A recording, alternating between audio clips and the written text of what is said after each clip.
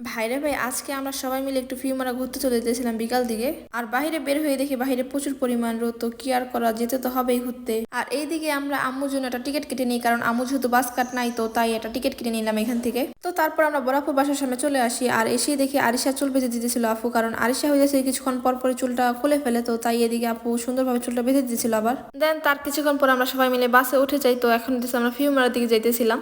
আর এইদিকে তোমরা দেখো আমাদের আদিল কি সুন্দর বসে বসে রাস্তার ভিউটা এনজয় করতেছে। আর এইদিকে আমরা কথা বলতে বলতে ফিউমারা চলে আসছি। তো এখন হইতেছে আমি একটু সামনের দিকে চলে যাব।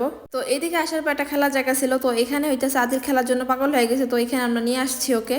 আর এইদিকে আমিও বাচ্চাদের মতো একটু খেলা করতেছিলাম, আমার কাছে কেন জানি ভালোই লাগতেছিল। তো তারপর আমরা খেলা শেষ করে দেন এইদিকে আমরা মার্কেটের ভিতরে চলে আসছি। আর মার্কেটের ভিতরে ঢোকার সাথে সাথে হইতেছে আদিল বলতেছিল যে আইসক্রিম খাবে, তো এদিকে আমরা একটু আইসক্রিম খাইতেছিলাম সবাই মিলে। তারপর বড় আপু একটা শপে ঢুকিয়ে দেন, ভাইয়ার জন্য কিছু শপিং করতেছিল। আর এদিকে আমি আপুকে চয়েস করে দিয়েছিলাম যে কোনটা নেওয়া যায় ভাইয়ার জন্য। ভাইরে ভাই, আজকে যদি আমার একটা জামাই থাকতো তাহলে আমিও হয়তো বা চয়েস করে নিতাম আমার জামাইয়ের জন্য। বাট কষ্টের কথা কি বলবো, আমার তো কোনো জামাই নাই, তো কি আর করার। তো আমারও যখন জামাই হবে ইনশাল্লাহ আমিও এইভাবেই জামাইয়ের জন্য কেনাকাটা করে নিয়ে যাব। তো যাই হোক, আমি একটু মজা করলাম। দেন এইদিকে আমরা হইতেছে সন্ধ্যা থেকে বাসা থেকে চলে যেতেছিলাম এখন। তো বাস থেকে নামার পর এত পরিমাণ গরম দিতেছিল আমার, মানে কি করবো। দেন এইদিকে আমি ফ্যানের বাতাস খাইতে খাইতে এখন বাসা থেকে চলে যেতেছিলাম।